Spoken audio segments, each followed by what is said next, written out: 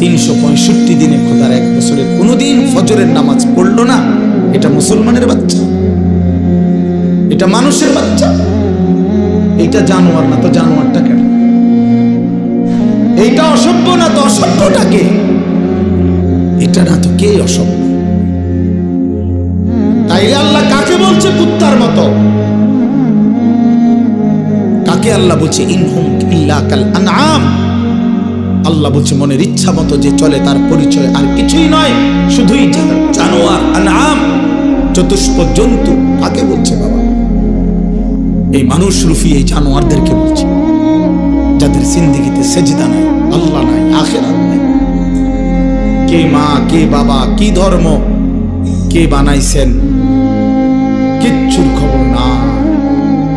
Mobile, নারী, ছবি, অশ্লীল দৃশ্য, অসৎ বন্ধুদের আড্ডা, হাসি ঠাট্টা, সারা রাত মোবাইল উলঙ্গ ছবি দেখতেছে, সকাল 9টা 10টা পর্যন্ত ঘুমায় আছে। আহ হায় হায়, এটা বুঝি কোনো জিন্দিগি হলো? মানুষের জিন্দিগি তো এরকম হওয়ার কথা না।